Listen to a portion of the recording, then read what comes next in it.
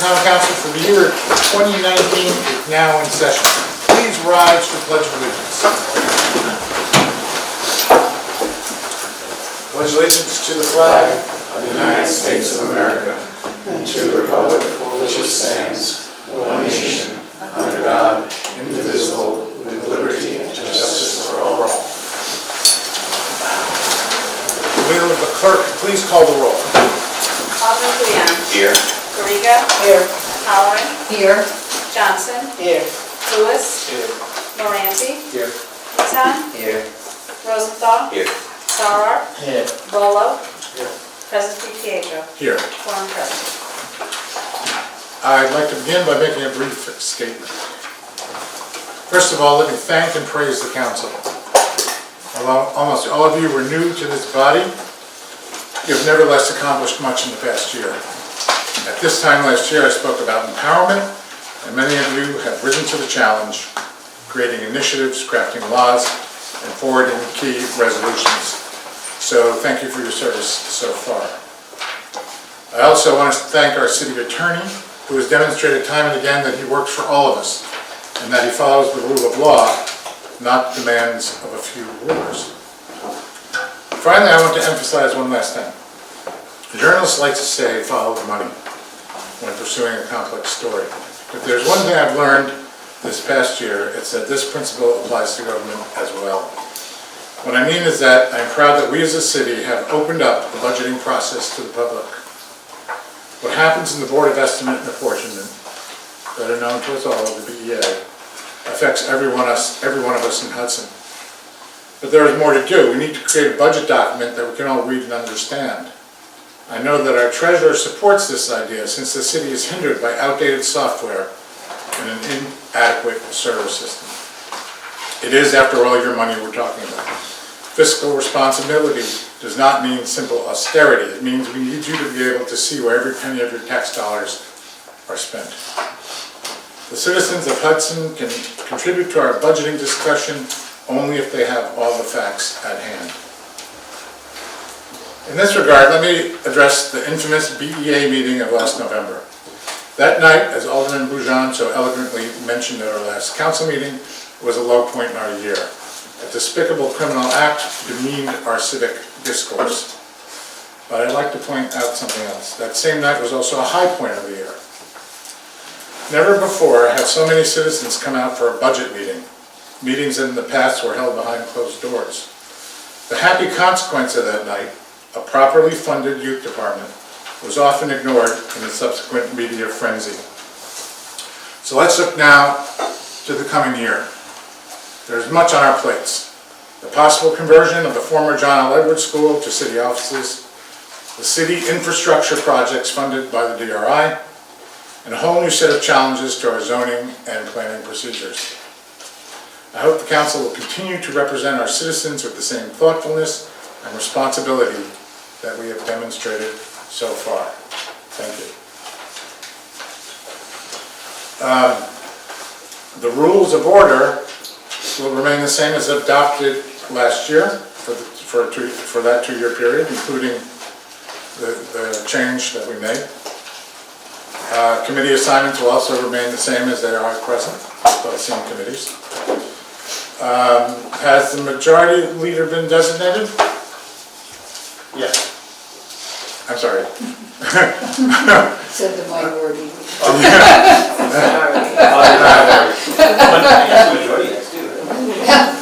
And is there a candidate? Okay, and should we vote on that, or just, if they voted in caucus, is that good enough? That's it. Okay. And the minority leader? Oh, let's do that, yes. The same arrangement with Eileen, or do you, I am going to be taking the role on. are you going to take your own? Okay. And I thank Eileen for her. Excuse me? I thank Eileen for her great service last year. That's my own news, and I hope to do as well as she. Okay, well, there's a little catching up to do. I hope you two will, Eileen will bring you up to speed, because as you know, it puts you on two committees. I mean, two agencies, actually, that have a lot on their plate. So I request a motion and a second to adjourn. Oh, sorry, I don't think this is organizational meeting. I don't think we really have comments. No, no. Do I have a motion and a second to adjourn? Rob and Dewan.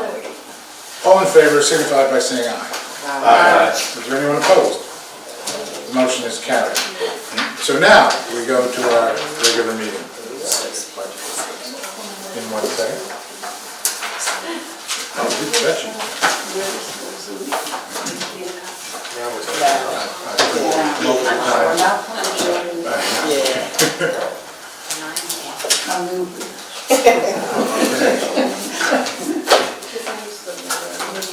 Start the meeting. Copies of draft meeting minutes for December 18th have been provided to the council members and have been posted on the city website. By the way, your individual minutes, I think you, if it's not, I'll make sure you see it.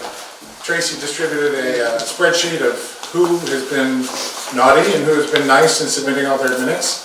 Did you, was that something? That only went to you. Oh, okay, I will send that on to everyone and let you know who's been, as I said, in terms of committee minute reports.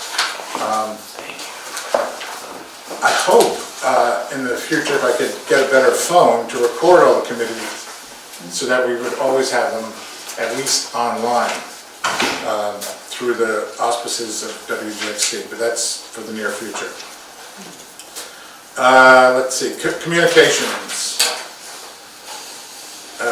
Tracy Delaney. Here we go.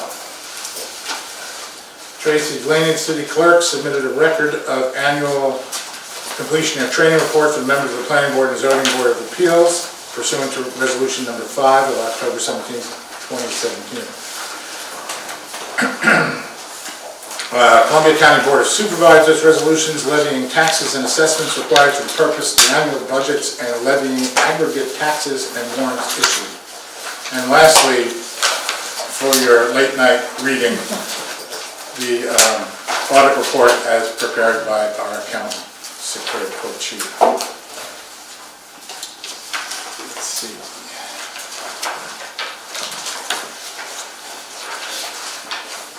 So, resolutions.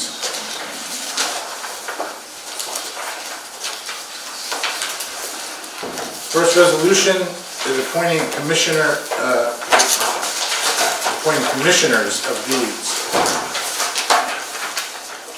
Let's see, you have them all listed there. Do I have an introduction in a second? Rob?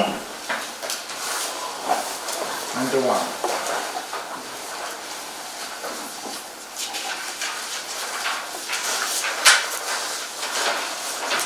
The next resolution authorizes transfer of funds to the police department gasoline account. There's a resolution. Do I have, I think it's self-explanatory unless there's any comment.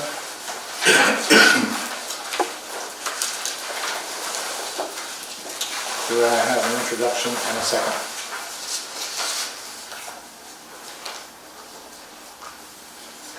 Calvin and Kamal.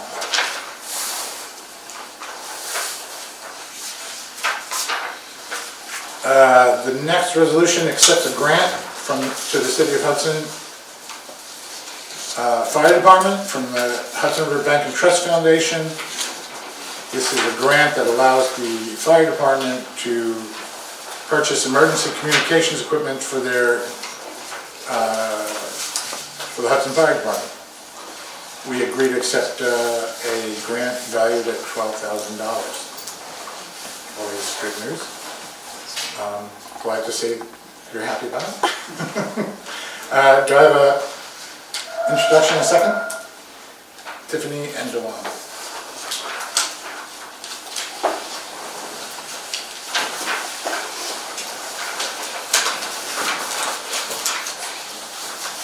Another resolution accepting grant donations, in this case to the Hudson Youth Department. This is pretty phenomenal. The Hudson River Bank and Trust has awarded the Hudson Youth Department $25,000 towards a van, a much needed van. Unless there's any, yes, Will this be an additional van or is this to replace the van? Additional van. Good. any other discussion? An introduction and a second. Tiffany and Kyle.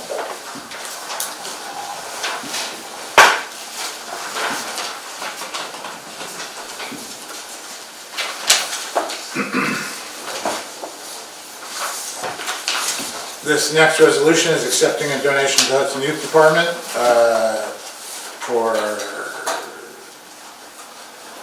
Statutory chairs. chairs, and also 3 chairs for use in the office of the mayor. I guess the mayor likes to switch chairs during the day. Didn't get a rise out of that, sorry. Can I have an introduction and a second? Trisha and Ron.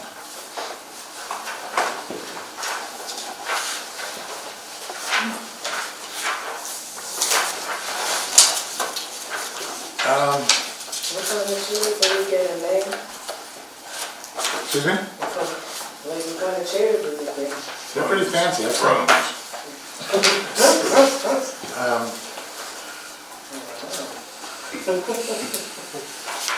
The next resolution I'm sorry, who was the introduction?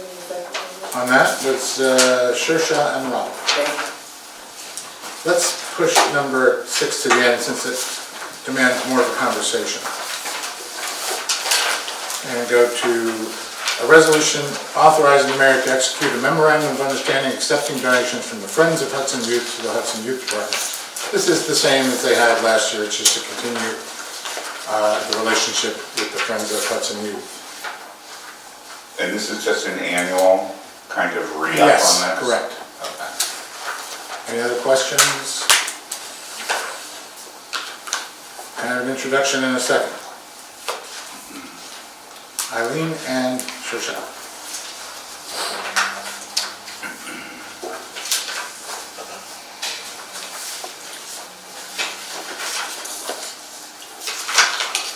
And another resolution accepting a donation on behalf of the fire department. It's a check from the County of Columbia in the amount of $150. And also a check in the amount of $50 from Peter Young Fine Art for the Eyes of the Life Fund. Any questions? An introduction and second, please. Rob and Tiffany. Now let's go back to that earlier one.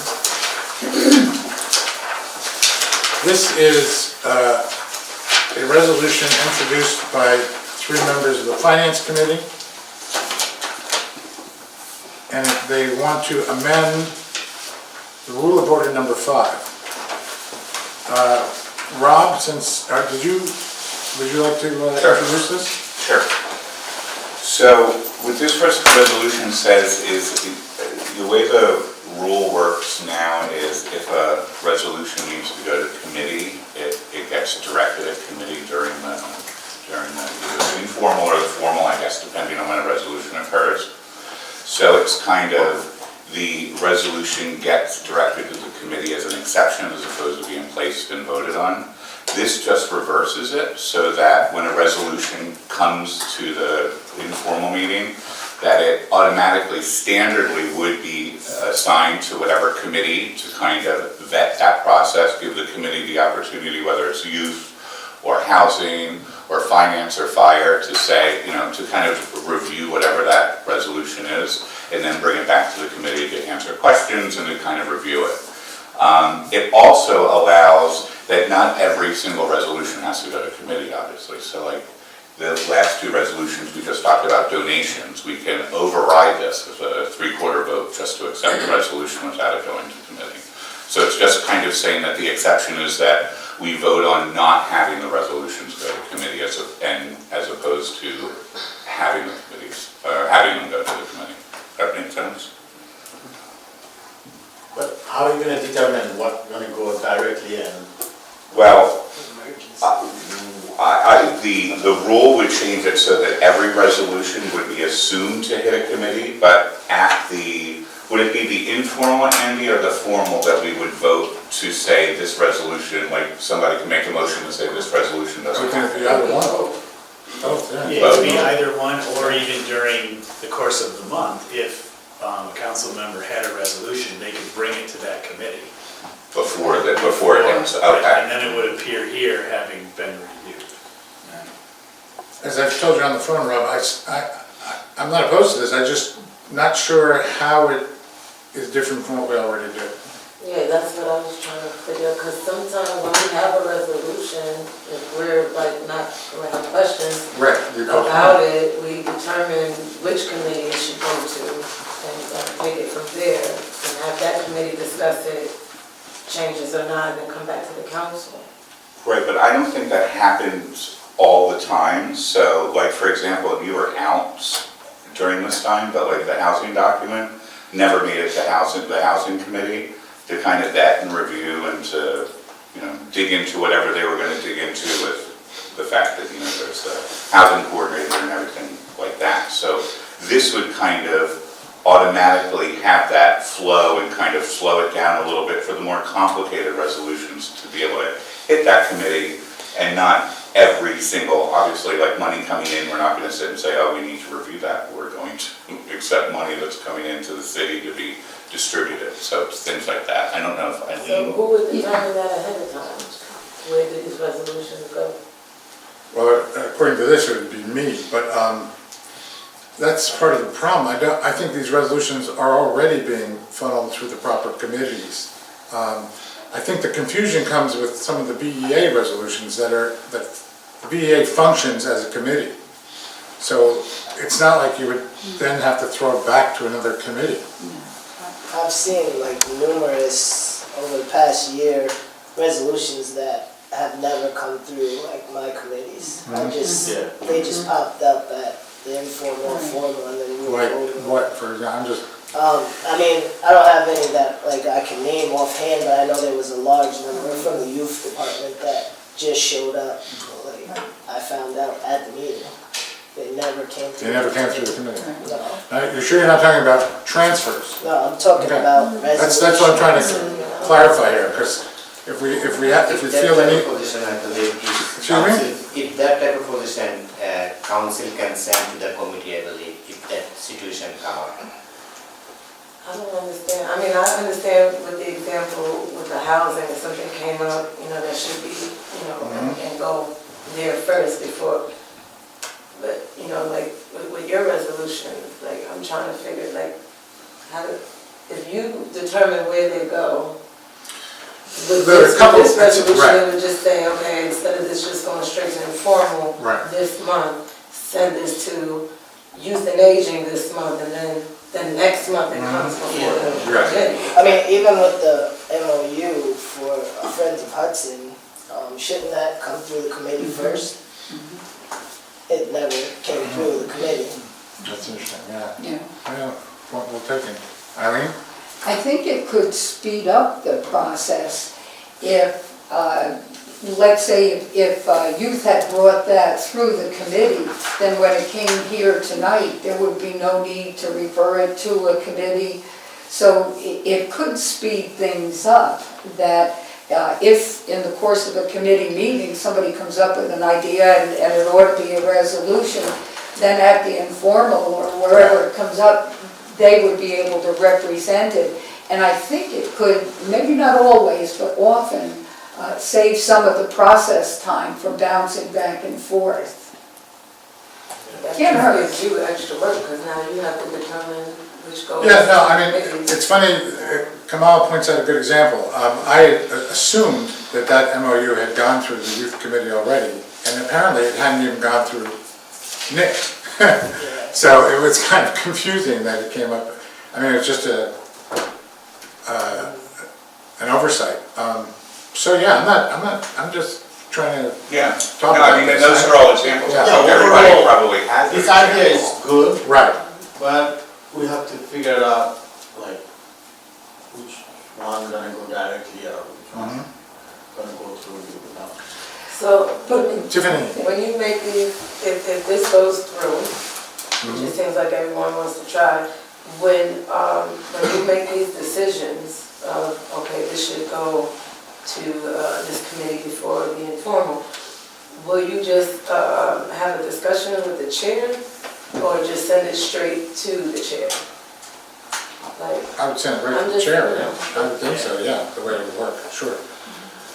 But Rich, I'm sorry. But in the example of the MOU, right, Mhm. that I would assume would go, you would present that to the committee first, then the chair of the committee would then present that to you. Right, exactly. Right. So it's not that it's going to Tom and he's kicking it back, it's more like people have to get their acts together to present it to the committee Yeah. first. Right. And then the Right. committee chair is bringing it up to the Correct. informal council. Right. The process should be the committee is first. Yeah. Right. Otherwise, Right. yes. And that's what I had assumed about that MOU, and I think correct. But in. Fair enough. And in that case too, I mean, sometimes things get misdirected to you anyway, Right. like the follow-up on the end of year stuff. I mean, Exactly. you're forwarding it on anyway. So Right. and this is a 1 year, this is just for the rules of order for this coming year, correct, Andrew? Right. So it's a 1 year to kind of try to flip the process to see if it does provide more efficiency, a little less confusion, so we're not having 6 different conversations in the informal, and we all walk away with less understanding and more understanding. Okay, there was one instance that we discussed that I think there might be some confusion about. If a resolution comes through a committee and involves, say, and then goes to the BEA, your example, I think in one case was, I forget what it was It was the fire, it was fire. Then you felt that that should have also gone to finance, but I don't think it really, I think that's too much. That's a third committee that, But that did this year, so it just so happened that I sat on fire this year. So after the chief, after Tony and his guys brought up the fact that we were having problems with that FEMA grant, Dominic and I spoke, and I asked him if he would bat it over to the finance committee, and he did right away. So then we could start working on figuring out with the fund balance and the rules of the fund balance, like when this money's coming out, because it's unbudgeted dollars that we have to spend, that kind of all happened within that month. I mean, it took longer to get to the end of it, and we did it with the body cams too. We didn't get the body cams purchased yet, but that still happens. So I think if we get used to that, yeah, I think there is an efficiency to have it. It gives us all a little more,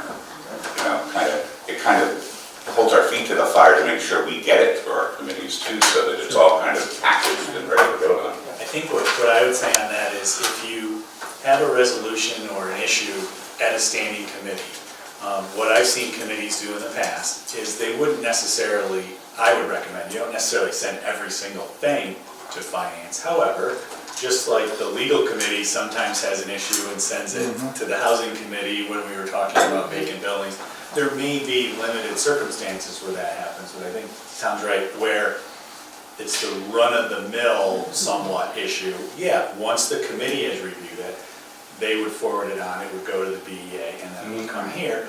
Just like some other things, sometimes there may be some overlap, and we're saying, well, look, we need to get a little bit more information. I wouldn't make it a rote rule that you send it there. Sometimes if you have that much of a road rule, then you were getting a month over month process. But if you have the foresight to have resolutions coming to the standing committees, then by definition, you're gonna have a pretty significant portion of the members here having an idea about what's going on. Right. So that when it comes, you're not A, hearing it for the first time, and B, if some members are, there'll be others here who've lived with it for at least a few weeks that can bring it to the forefront. I'm sorry, the BEA would still have to sign off on the ones that BEA signs off on now, so they won't have been displaced. right. But, Right, and the only issue I would say, the only other thing, just logistically, is to keep in mind that, there are certain resolutions, because I write a lot of them, that come up at the last minute, that are opportunities for the city. And so, I think, Rob brought up a good point. I think the spirit of this rule is not to make things overly procedural, where there's a consensus that, no, this needs to move forward. So, I think the council needs to be aware of that as we start the year. Just objectively, okay, there may be a resolution where we need to act on this now in order for it to process.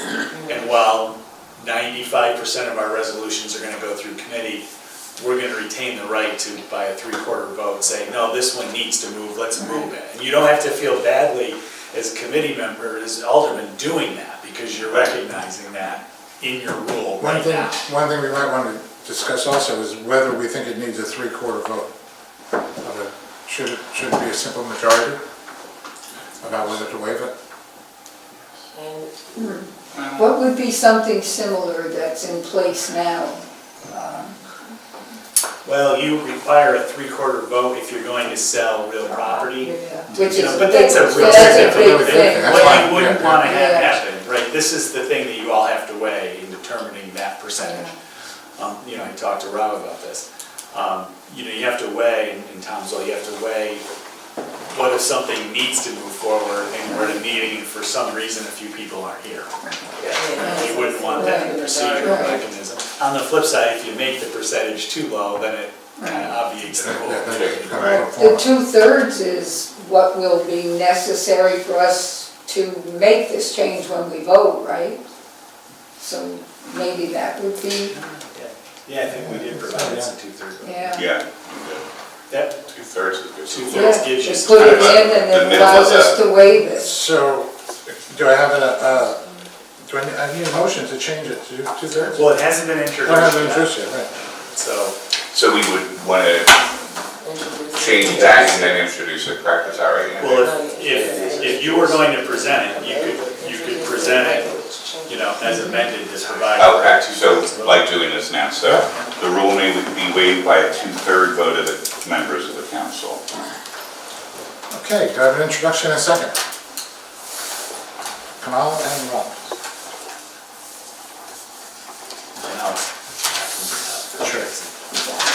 Okay, that's it. Now, old business, new business. One thing I want to mention is that tomorrow the BEA meets to discuss the selling of 427 and any stipulations that we, the old police building, and any limitations we want to put on that sale. And as your representative, you, the council, to the BEA, if you have any ideas that you think should be included in that sale as a limitation for how we sell that building, I leave it open to you. Which building? The old police building. Is there anything particular that we've sold in the past that you think would be applicable, or like is there something like stipulations as of? Well, a few that we came up with already in the last meeting on this were things such as, you know, the financial history of that fire. Let me try and remember some of the other ones. To follow a certain schedule, that's actually written into the bidding. You know, they have to follow a Right. certain schedule for development. But we could, I'll be right with you, Don, 1 second. Rich, Can you say that it's not, be sold to a nonprofit so it stays on the tax rolls? we could have that as a possibility. Also, you can also, like as we do with HCDPA with our mission, and just have a clause that if this is to be an apartment building, you know, it's for apartments to be affordable housing. Well, you know, there was apparently last council they never made out, I don't think, the Economic Development Committee, but they had an excessive amount of stipulations. So we're trying to keep it manageable that someone will still want to buy it. But I think as a city, we can be a little more than just say we want to get the most money out of it as possible. You know, because we don't want someone warehousing that building, for example. Right. To just buy it and keep it, you know, do nothing with it for years. So can we say something We that has to absolutely can. be developed Yeah. within a certain amount of years? Okay. Yeah, we'll put that in there. Okay. I'll make sure That's that a good, yeah, that's a good idea. Well, and the local law probably set some of those parameters already when we passed It does, but they could just pay the fine. Right, but I mean, in terms of Right. of expectancy for time and occupation, I think some of the work was done in considering the vacancy law rather than reinvent it. Anybody else on the council first? Don? There was the example of 504 Warren, where the stipulations were put on 2 years had to have a certificate of occupancy. You might just want to look at that particular resolution and the contract that was associated with it. I think we're also probably gonna look at the history of whoever wants to buy it in terms of, I mean, we want to, let's say someone has a lot of warehouse buildings already in the city. You know? Yeah, that's a Sorry, good point. excuse me, 405, just before 405. What's now the Maker building down by Cascades that was sold Oh, the House of 3 years ago. Rio. Right, The House of Rio or whatever. right, yeah, right, exactly. And there were penalties that went along with some substantial penalties for not achieving a certificate of occupancy within 2 years. And it has one now? No, he sold, but the owner, Oh, the person who purchaser bought it, sold yeah, it that's within that time. Right. Yes, Yes, that's a Rich. good point. It's like if they don't meet certain requirements, then what? You know, are there fees or No, it allows us to reject a bid. let's reject the bid? This is all just about the, you know, this all just gives us leeway to reject a bidder that we don't, in other words, we don't want to just be locked into saying whoever bid the highest automatically But gets if it. you say, for instance, that someone has to have some properties ready within a year and they don't, then what? We're building in a huge fee. that Oh, they that's have to right, pay. that's the point, right? Like $100,000. It's not one, we're working on the actual language of that in terms of the time scheme to give them enough time to actually get going and to develop it. Can Yes. we also make sure that they can't transfer ownership so that that doesn't That's follow? crucial, I agree, because that's, yeah, somebody could buy it and then just sell it to someone else. Which I guess is sort of what's happening with House of Gabriela, because it is sitting there. I think they must, I'm not certain whether they got a certificate of occupancy on that or not. They did. They did, yeah. They can't transfer it to a nonprofit. Right, yeah, we definitely, yeah. Okay, thanks for that. That's, anybody else want to comment on that by any chance? Well, it's an open meeting, by the way, if you want to attend. What time is this? 3 o'clock. Here. Yep. The council have anything else they'd like to raise? So all of our suggestions. I'm sorry, what? All of our suggestions are gonna be added. We're going to be discussed. I don't make the decision by myself. It's the BEA, all 3 members. But I will definitely, further, one of the other members is here, so that should make it a little easier. Eileen, did you want to say something? Yes, the schedule for the DPW meeting. Yes. We talked briefly before and I spoke with Tracy. There's often an overlap into when the zoning board, if they're meeting that month, when they're scheduled to start. And I had confirmed with Tracy, and I think you agree, that these are the council's chambers. And that while other organizations, we want them to use it, and they do, but it comes with priorities. So I would like to change the meeting for DPW to be 5:30 to 6:30, and the zoning board could start after that. We're starting to get more people attend, and I expect with a lot of the DRI projects next year that DPW will be involved in, that there may be even more interest, so. Yeah, I don't think we need a resolution for that. I think we should just make sure that zoning Yes. is informed. Do you I want to? tried to work that through last year Yeah. when I saw that it was probably going to I be will- a problem. Yeah. And the chair agreed, but 2 of the members did not. So we let it go and we ended up meeting different places. But for this year, I'd like to assert that it's all Okay. changed. I will write an email to Lisa Keneally, who is the chair, letting her know that we kind of take priority, and we're going to meet, I mean, you're going to meet from 5:30 to 6:30. 6:30, yes. And I will CC you as well as Tracy, because she, you know. Yeah, thanks, thank you. Anything else from the council? Rob? I'd just like to invite everybody to the first finance meeting before the formal next week. We're going to be talking about our 2019 strategic plan and projects that we're working on with regard to revenue and things that are not necessarily property taxes, so I invite everybody to attend at 5:30 on Tuesday. Also, I'd like to, oh, sorry. Sorry, go ahead. To announce that I'm sorry I'm a little behind on the RFP for JLE, but it's a long one, and it takes, it's my first RFP, so I hope to have it soon, and that you haven't forgotten it. That's definitely on our agenda to try to get this RFP out for a feasibility study. I've done a lot of research on it. For example, I was telling Eileen earlier, there's been a lot of remediation done already in that building, so there's all kinds of things. And I also want to meet with Maria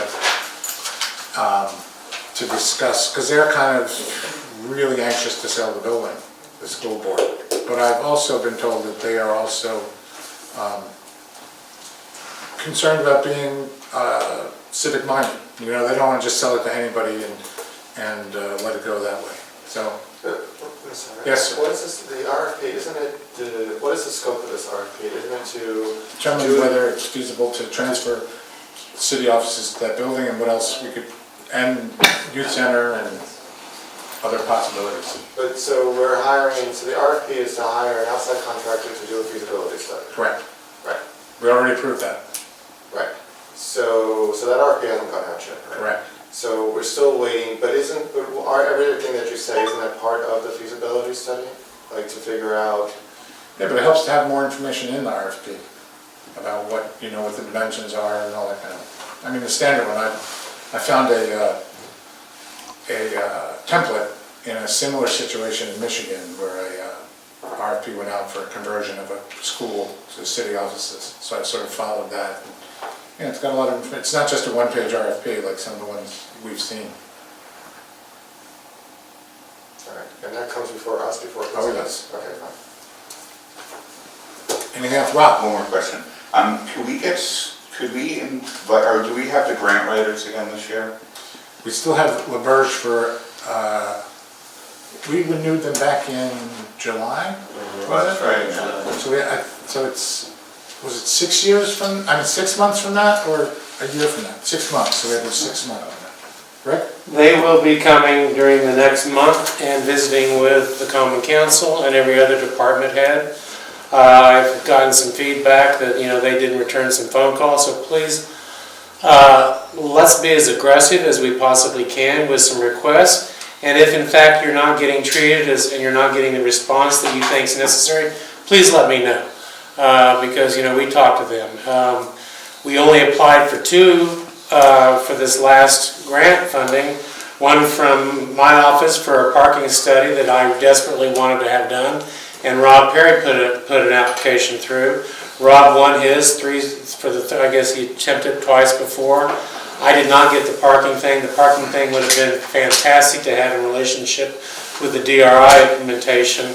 But I'm going to ask them to meet with every department head and certainly with the Common Council. So anything and everything you can possibly think of, use. And if in fact you find they're not getting back to you, let me know. I was also, one second.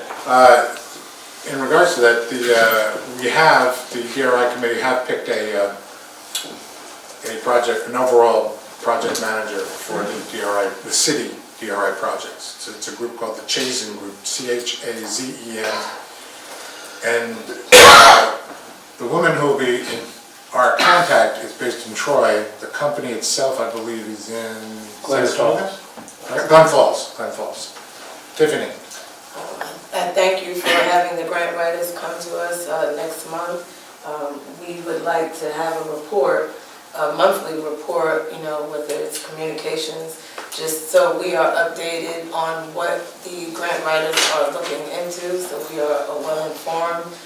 We will give suggestions to the grant writers that we may see the needs for our boards and for the city itself. But that is one of our requests. Yeah, this past year was very strange because we historically have utilized the HDC, and Sheena was very involved with the grant writers. And when that kind of fell by the wayside, and the grant writers would be asked to go to the economic development meetings, committee meetings, and a couple of things that I expected to be requested never materialized, which was disappointing. But this year we're going to use them. This is an experiment. If they either going to cut it, because I couldn't have been more disappointed just for the fact that one the parking thing, which I thought would have been so beneficial, but I'm going to try to find another way to do it as fast as possible. Rob? Yeah, so my last comment would be after they come to our meeting next month, I assume they'll have the grid that they did last year, Rick, is that? I don't know, I'm talking to them on the phone. I mean, if you wanted something from them. I think it was a very quick meeting last year, and it was kind of a fast meeting. And then I think there were individual meetings with you all, with them, but I'm not really quite sure. I know there were with department heads. Yeah, if they have an idea, if they have like a syllabus of the grants, because that's what they brought us last year. And then after the meeting next month, then maybe the committees then can reach out and have them come to each of the committee meetings they feel that, have grants that give those committees. And just quickly, is it clear in their contract, it's $30,000, but that's up to X amount of grant writing time, correct? And then they could bill over that, I think. So if we start besieging them with work. Well, they will come back to us with every request and say, okay, we have these 10 requests. What do you all want to do? It sounded like it was based upon the hourly basis of like projected number of grants per hours of work was that number. Also in the contract, I have it. Are there performance guarantees with regards to response time and follow-up and stuff like that, that they can get dinged upon if they're not? That's why we need a monthly Yeah, report. Right. That's quarterly, just felt very, Well, that's all we have to know with that. I will send the contract around to you to see. great. I mean, understand too, there's only a few months of grant writing window that happens. You have from May until the end of July or something. That's when the CFA process is open. Right. So, I mean, and all of us can go and look at the CFA process and see what grants are available. And just to demystify this whole grant writer, I mean, any of us can write a grant. I mean, all of us have access to the CFA. And yes, I mean, the grant writers went out for 2 grants, but there are others among us who have gone out for grants. I mean, I went out for 2 grants, Dominic went out for grants, that's what I know of.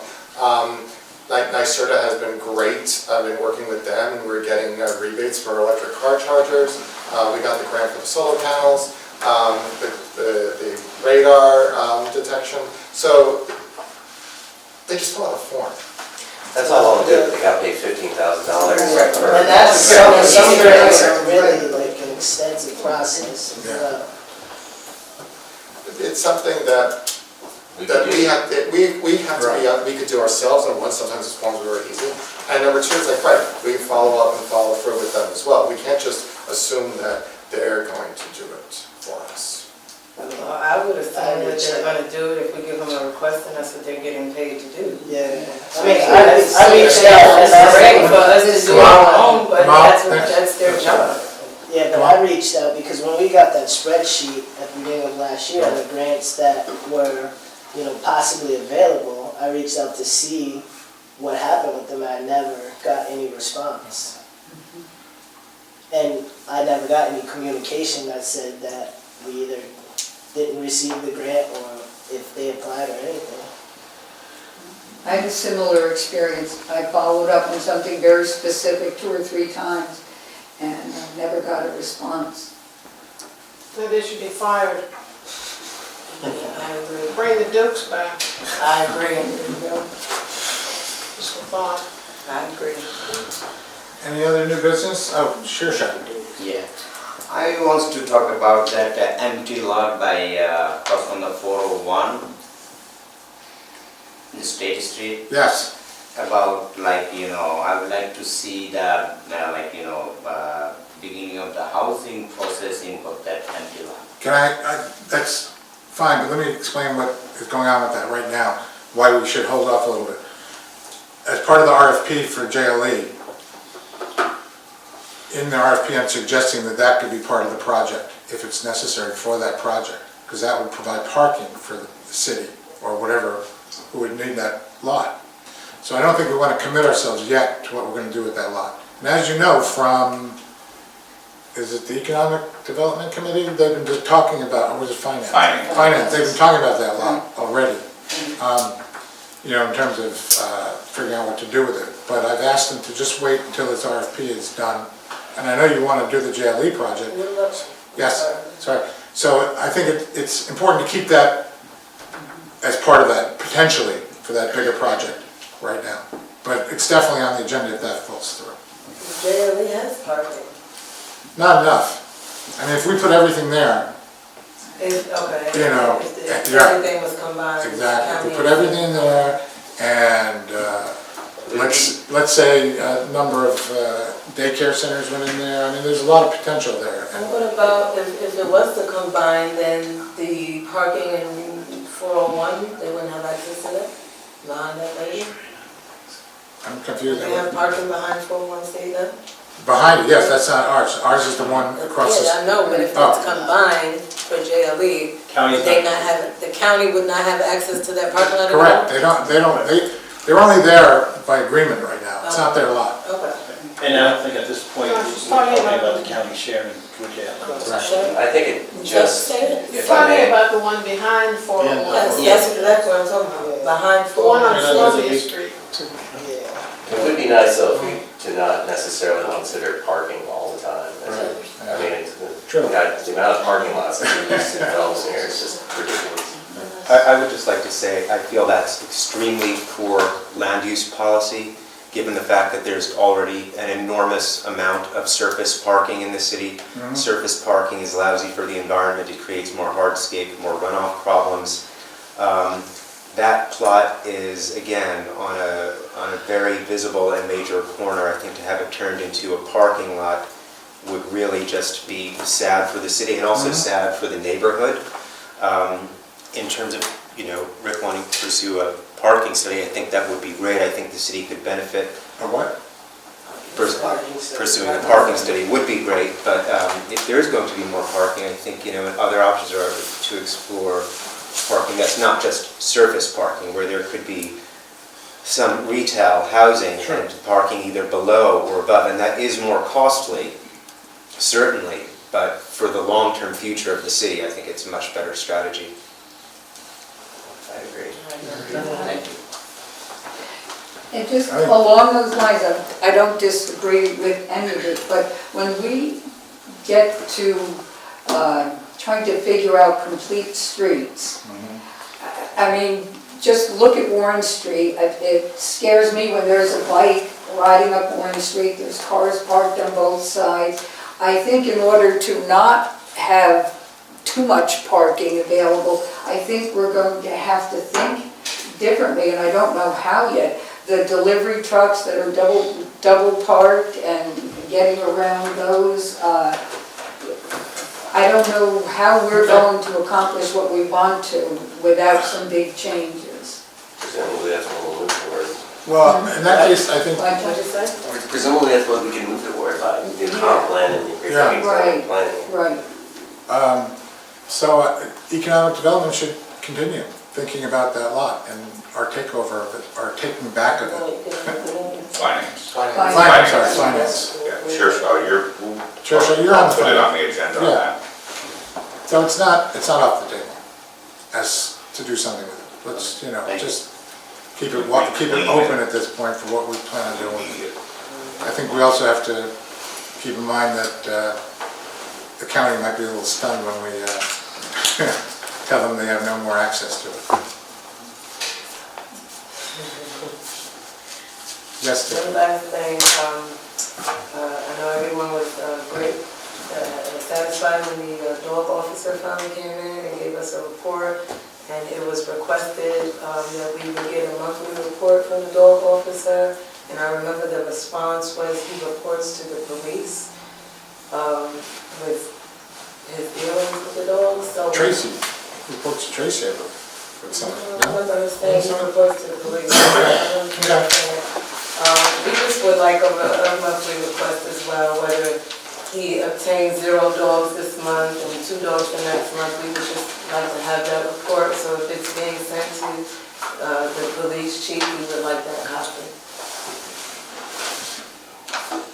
Is that for the county and the city, or just for the city? Well, he works for a number of, he doesn't work for the entire county, he works for a number of I believe the municipalities. city pays him. We're one of his clients, or whatever the relationship would be called.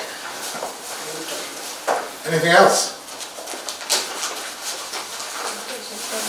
I need to be updated on 2 things.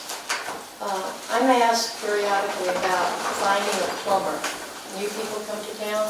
So what is the situation with plumber licenses? There was talk about changing something so that more plumbers could be licensed in the city of Hudson. Where are we? Nowhere. Nowhere, right, and I don't think, I think it's up to the mayor, and fortunately, he's right there. We have two people who are waiting to come in and sign up. And once they meet, there's 3 members on the board. Once they meet, they will decide a new test. It's been very frustrating to get them physically to come in and sign up because they're so busy. We reissued the letters of appointment this week. We've called them all, please come in and sign up so you can have this meeting to determine when a new test will happen for the city of Hudson to license new plumbers. So who's certified now? Certified, I'd have to double check the list. There's only 2 places that are certified. No, there are more than that. And it's Craig Hagg's over that, Craig Hagg, the code enforcement.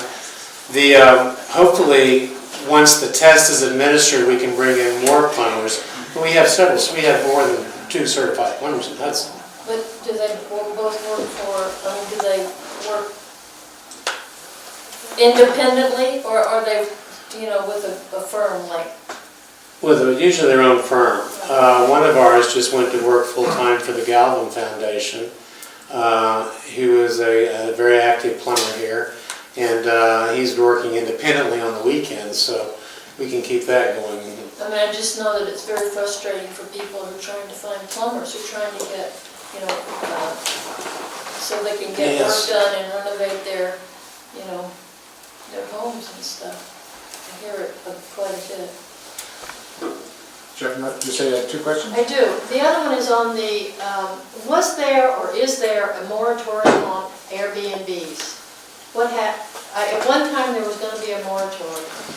So what I've tasked the legal committee with is the first stage, which would be a moratorium on future unowner-occupied Airbnbs. That's kind of the least we could get right away, I think. We could do a law on a single residency. You have to prove it's a residency like New York City. Or you have to say you have to live there X amount of time before you could do it. So that's one thing that we could do for sure. And then we could have a more aggressive monitoring software. It just seems like there are more and more and more Airbnbs, and they're unoccupied, and we're getting like gaps in our streetscape. So, how fast does this go? I mean, we'll be on the agenda for this. We'll be on the agenda for this month, for February's local committee. And it'll be which committee again? Legal. And then if presumably we could follow, I think New York has a single residency law already on the books in the city. So that would be, I guess, the model we're in. Yeah, I'll have to look at that. Yeah, and it's hard. I mean, there's one they're being challenged on right now. There's one that's on the books that hasn't been challenged, but they're being challenged in some hyper-aggressive way in terms of how they define the residency requirements. But we can't go back, right? Right, it'd be very hard. When's the this month? Unless other municipalities, if a major municipality was led the way in terms of certain kinds of restrictions, it would be easier for us to do it. For us to take the lead and try to ban something, it'd be very hard. But to have a moratorium is more feasible at this point. And that would be reasonable, I think. Because it was a while back that this was talked about. I think we've lost a lot of neighbors. I lost the house next to mine. In the meantime. It's empty. Yeah, I know. It's disturbing. Don was next, actually. Thank you, Tom. I have a sort of a longish thing I'd like to discuss with the council, and I know it's late, but I'll try to keep this brief. And it has to do with the development on State Street, with the new development opposite Bliss Towers and Bliss Towers. The reason I bring it up is that last month at the planning board, most of the time at the planning board was spent not discussing the specifics of the engineering studies or whether or not it fit the zoning and had site plan issues, but it had to do with the context in which this plan fit and who it would serve. I'm sorry, I'm Don Moore, I'm 452 East Allen, I'm speaking only as a resident right now. And I bring this up largely in context of planning, because back when the DRI was hotly discussing housing, and reflected in the RFQ from the Hudson Housing Authority, was an assumption that this would be a truly mixed-use housing project. That the AMI spread within this would be from 30 to 120%. Indeed, the DRI grant, in some respects, and I'm not sure that I would represent this as hard and fast, says that the mix of housing must be 80 to 20%. Back up just so that you're clear. The project has two purposes. One is to rehab Bliss Towers. And I don't think anybody could have any argument with that. I certainly wouldn't. 7 or 8 years ago, we tried to get that done, and it didn't work for a lot of bureaucratic reasons primarily. But it was a project that was for the residents of Bliss Tower. In other words, no one, if there was any renovation, destruction or renovation of that project, those housing units, the people who were resident in those units would get to return to them. They were guaranteed that they would not lose housing. That would also be the case with the renovation of Bliss now, which is the intention of the development as it is currently proposed. That unit would get skinned, it has to go through engineering studies, but all the units would remain the same except they would be renovated. It would be roughly 135. When the Hudson Housing Authority issued its RFQ early in 2018, they specified that the AMI spread of 30 to 120, they specified that it would be 40 to 50 residents. And then fast forward to the issuance of an agreement with a contractor called PRC for 150 units, which is actually more units than is in Bliss Towers now. And the AMI would be no more than 80, which is to say it would only be available to Section 8 housing eligible residents. And I'm not making any sort of brief against Section 8. But there was, I think, a stab at smart growth and having a mixed-use apartment complex there with retail commercial on the first floor, and the scale that really made sense for, I think, what I think I've heard this city express in terms of what it wants in that sort of housing. The other thing about the scale issue, and one more thing about Section 8. I'm very much in favor of having housing for Section 8, for Hudson residents and for Section 8. I have read the Hudson Housing, the Strategic Housing Action Plan. And when it discusses the need, what it discusses is a regional need. It does not discuss a city need. In other words, and the constituency for any Section 8 housing program would by necessity have to be region-wide. So at the very least, I think we should be clear that we are not discussing a program that provides housing, that guarantees housing for residents of Hudson, which was what the impetus for housing was in the main through the DRI. The third area that I wanted to mention here is the impact on the city. If you have a $55 million project, is probably the single largest project that this city has undertaken. Possibly not in real dollars, and I haven't done the research on what it costs to build Bliss or the terraces or Crosswinds. But $55 million is an enormous project. And it implies city service. A project that large, 150 people, 150 units, implies additional city services. It implies health from the county, and it implies fire, and it implies social services, and all of this is being taken on by Hudson, not by anyone else, because it's located in Hudson. I have not heard anyone discuss that the county would step up and take a part of this responsibility to maintain this particular facility, because it is regional, and regional means Greene County, as as well as Columbia County, and it can meet also Rensselaer and Dutchess County. One of the virtues of Section 8 is that you can, if you live in it, once you've been eligible and you've rented an apartment, you go in and you can be there for 12, if you're there for 12 months, you can take your you can take those housing choice vouchers any place in the country. And I think that's really valuable because job mobility is important. We all know that. How many of us have moved because of jobs? I think the bottom line here is that this is sneaking up on the city. The developers, PRC, have no, and I'm not going to go there. They have a reputation. They're not from Hudson, and I think that there is a great impetus to try to get this done through the planning board, as if seeker, which is important, and engineering studies are all that's needed. And I think that the city needs to stand back and say, what impact does this project really have, and is it what we want? Thank you. You're welcome. Thank you, Don. As you know, I said a bunch of those things at the last, I don't know if you were at the last HHA meeting, almost identical. And I know many people have the same concerns. Andy and I have been talking about how we're going to handle this from the council point of view, in terms of seeker, in terms of enlightening, or perhaps, how should we put this, Andy?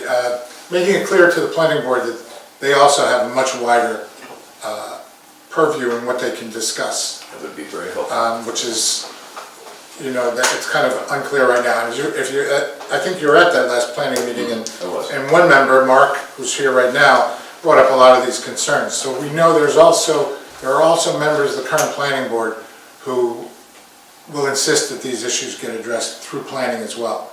So, I mean, I think we'd be hard pressed to find somebody who doesn't agree with you right now, except for some members of HHA, because that's their agenda. And I'm forgive me one more thing. I don't want to fault the HHA. I mean, when they started, this was a relatively small project that was principally to renovate the Bliss and then add a little on. Right. And now the add-on has taken over the project. Right. And I excuse me for quoting myself, but as I said at the HHA meeting, it does seem to be driven by the developers.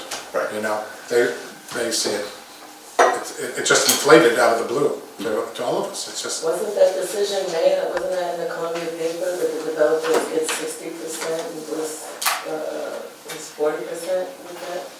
I'm not sure if I'm sorry. Because the actual ownership would be. Oh, the ownership. Yeah. Right. Yes. Right.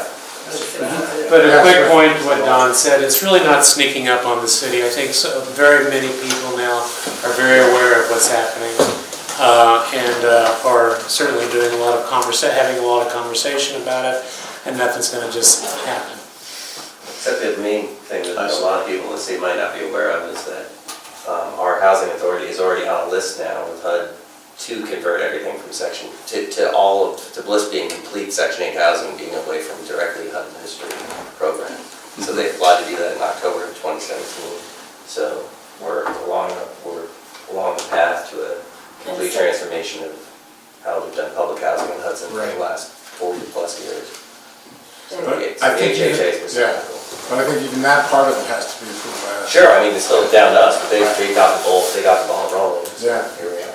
May I say to the mayor that this is exactly what I wanted to hear when I came here, was that you didn't need to say as much as you have. Well, and I will also say, I think, we spent almost a year creating a housing initiative study. And it was adopted by the City of Hudson via the Common Council, and it's part of the Housing and Transportation Committee. And I would judge most everything that goes on within City of Hudson housing with that document. And that document's almost a complete contradiction to what they're talking about. Anything else? Or? I was just making a comment that the Section 8 program is a good program. Just to clarify, we have two Section 8 programs here, and that one that you just described is one that you can have for a year when you find a place to live in the City of Hudson, and you can move anywhere within the country. The only issue is that we have a shortage of housing. So there aren't many places where people can go when they do receive their Section 8. There aren't any landlords that are accepting the Section 8, so they lose it. And they're not able to move out of the city or anything else, and they're trying to find more jobs or more sources of income to continue paying where they live. Now you have another Section 8 that comes out of Bliss Towers that you can only live within the city of Hudson. You know, and also there's a shortage of housing. So you lose your Section 8. Now the problem is, you know, it sounds good because the program of Section 8 is good, and you say we're going to turn the whole thing into Section 8. But the issue with that is you lose the sight of the importance of public housing. So you have people from domestic violence shelters, homeless shelters that utilize public housing. You have people right now who live in Bliss Towers who have you know, positions such as a nurse and, you know, high-paying jobs, but because the rent is so high in the city, they're not able to afford the utilities such as the lights. So they go back to public housing. So, you know, when you lose that, you know, the people are losing. So it's not like, you know, Section 8 is a great program if you can afford to pay the utilities on the side as well. Right. You know, so it's like, what do we do here? So, you know, do we want to get rid of public housing? I don't think we should, all in all, get rid of public housing because it does benefit the people in another way. It's not just, you know, oh, I can't afford my rent, so I'm going to live there. You know, we have people, like I said, from domestic violence shelters that depend on public housing. This is the priority of the federal government, is to push housing authorities into these public-private arrangements. And it's a new program relatively on a federal level. And so there's a lot of questions remaining as to, is it good or is it bad? But certainly this is what the federal government wants local housing authorities to do. Whether we have to do it right now, that's the question we should be asking, who's part of it. I'd also like to say thank you, Tom. I mean, one of the things I'm aware of here is getting in late on something and not knowing what other people have done, and I appreciate that. Thank you. Motion to adjourn or more? I'll do it, come on. Don't leave without signing your resolution.